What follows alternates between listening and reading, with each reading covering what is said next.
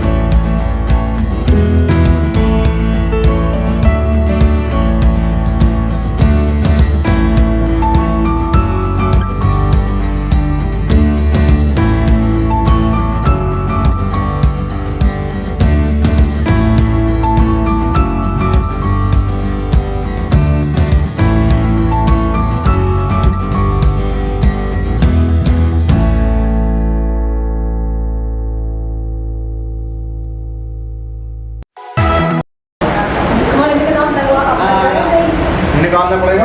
पहले आपने फोया लगा दिया था, तो अब ये बताओ तुम गाड़े लगा दोगे या नहीं लगा दोगे? लगाएंगे, लेकिन लगा देंगे, कम में लगा देंगे, लेकिन लगाने से पहले जो मेन परेशानी है दर्द वो ठीक होना चाहिए ना। तो मेरी ये परेशानी है बेटा कि मेरे सब कहाँ चलेगा, रोटी कहाँ चलेगा? रोटी खाई जब दांत लग जाएंगे तो रोटी खाई जाएगी, लेकिन दांत लगवाने के लिए आपको आना पड़ेगा ना। ये निकालने फिलहाल जो परेशानी पहले वो जो कर लेते हैं, दांत लगाएंगे। और कोई परेशानी बिल्कुल लगाएंगे। कैसे बताओ, बोला वैसे बताओ।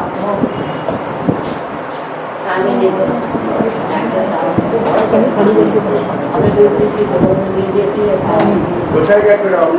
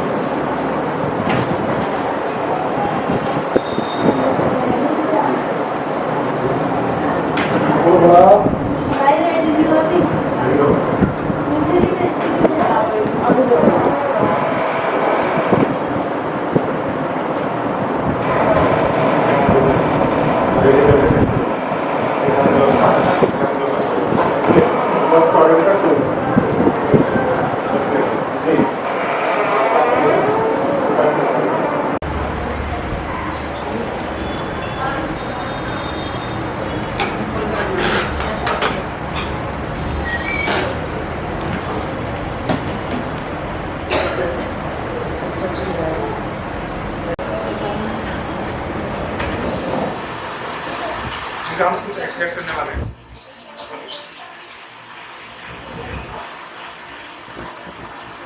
दर्द तो नहीं हो रहा?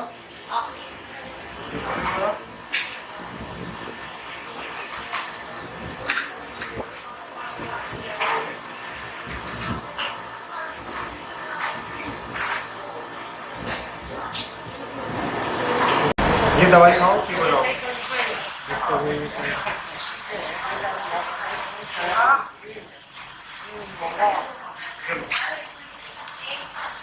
आप इस भाई का करिए।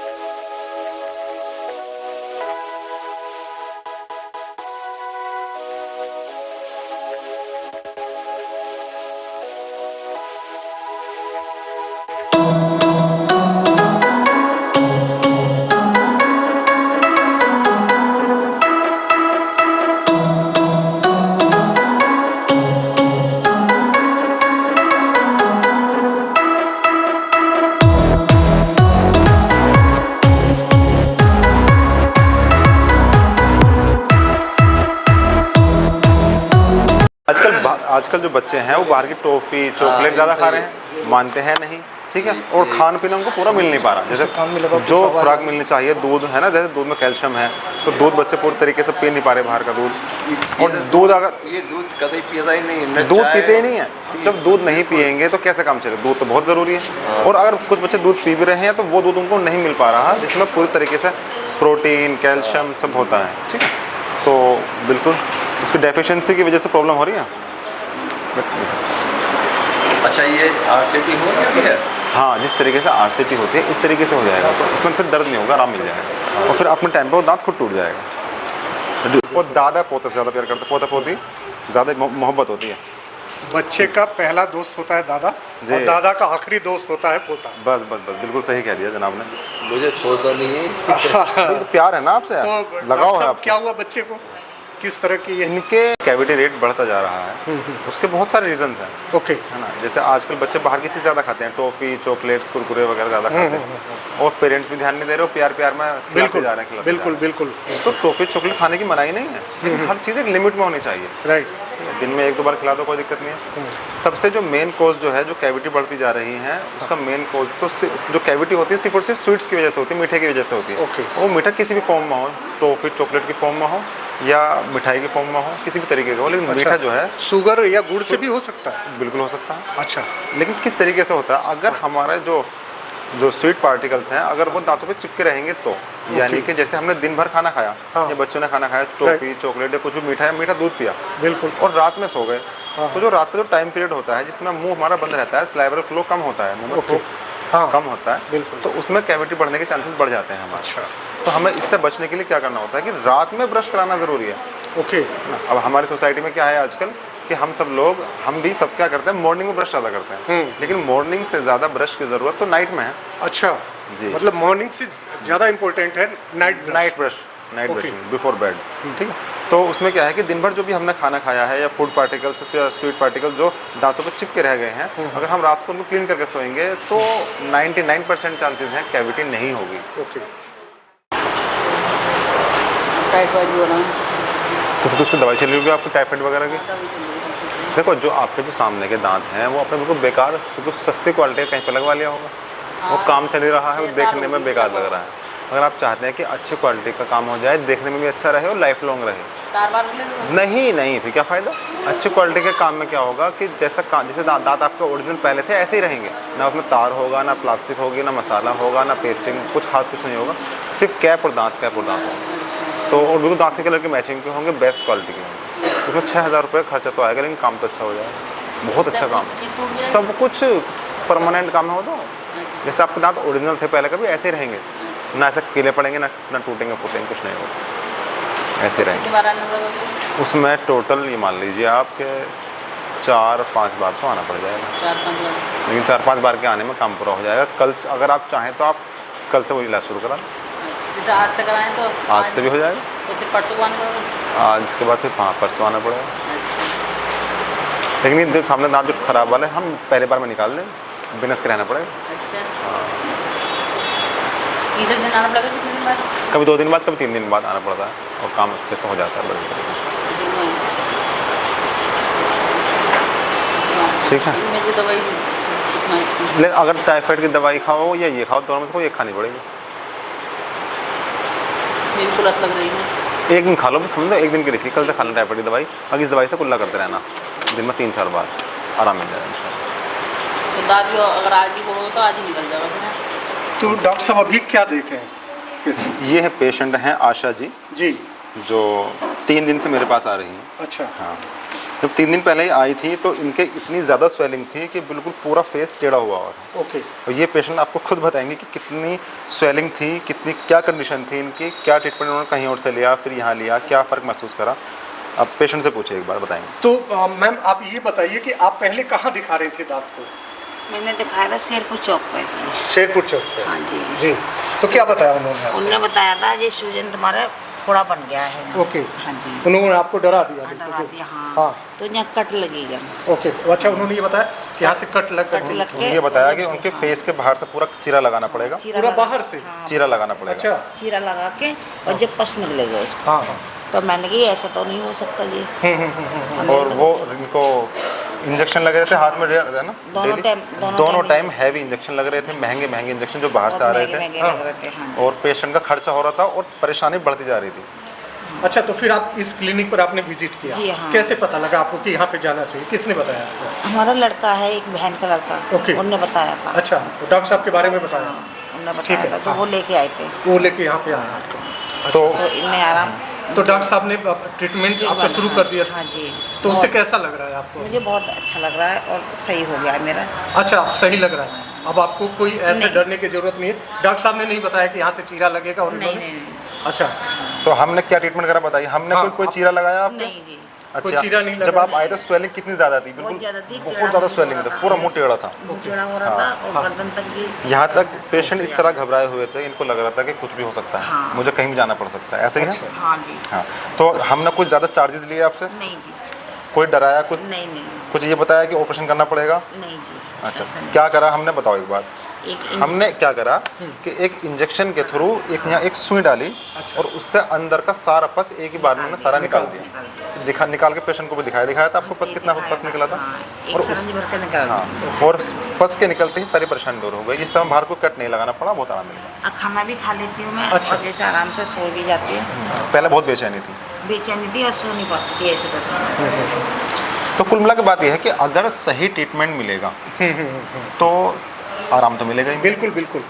तो बहुत से लेकिन डॉक्टर साहब ऐसा देखा कि जैसे कि इस तरह के बहुत सारे डेंटिशियन लोगों को, पेशेंट को इतना डरा देंगे, इतनी सारी चीज़ें, तो कैसे आप तक राइट हुए कि आप तक पहुंच पाएगा कि आप उसको तो बिल्कुल सही समस्या का समाधान? मैं ये नहीं कह रहा कि सिर्फ मेरे ही ट्रीटमेंट सही होता है। नहीं, हाँ, हर डॉक्टर चाहता है कि ट्रीटमेंट मेरे पेशेंट को आराम मिले, बिल्कुल। लेकिन ट्रीटमेंट करने का तरीका सही होना चाहिए, ओके। है ना भाई। जैसे कि अगर परेशानी तो एक एक्सरे होना चाहिए। हाँ, बिल्कुल। हमारे डॉक्टर ने एक्सरे नहीं कराया बड़ा अभी नहीं तो वो तो सबसे पहले जी। डेंटिस्ट तो हमने पहले इनको बता दिया था फर्स्ट डे कि इनको एक एक्सरे होगा, बड़ा एक्सरे कराया। हाँ, उस एक्सरे के हिसाब से मैं अंदर की कंडीशन का पता चल जाता है, तो ट्रीटमेंट भी हो जाता है, पेशेंट को आराम भी मिल जाता है। तो कितनी भी बड़ी परेशानी हो, सबका ट्रीटमेंट हो जाता है अगर आप सही जगह टाइम पर दिखाएंगे तो। तो देखा है आपने डॉक्टर साहब किस तरह से अपने पेशेंट के साथ रूबरू हुए, कितनी बेहतरीन तरीके से और कितने शालीनता से पेशेंट को सारी बातें पहले समझाई, फिर उसके बाद उन्होंने उसके ट्रीटमेंट के बारे में बात करा और उन्होंने ट्रीटमेंट दिया। उनका एक साइड का फेस बिल्कुल सूज गया था, उसके बावजूद भी उन्होंने बहुत बेहतरीन तरीके से उनको मेडिसिन किया, मेडिकेयर किया और अच्छे से ट्रीटमेंट दे करके उस दांत को, उनके फेस को शेप में ले आए। आप भी डॉक्टर साहब के क्लिनिक पे विजिट कर सकते हैं, आप यहाँ पे आ सकते हैं। आपको किसी भी तरह की दांत की समस्या हो, दांत में किसी भी तरह की प्रॉब्लम हो, तो आप आइए, डॉक्टर साहब से मिलिए और अपने समस्याओं का निदान पाइए। धन्यवाद।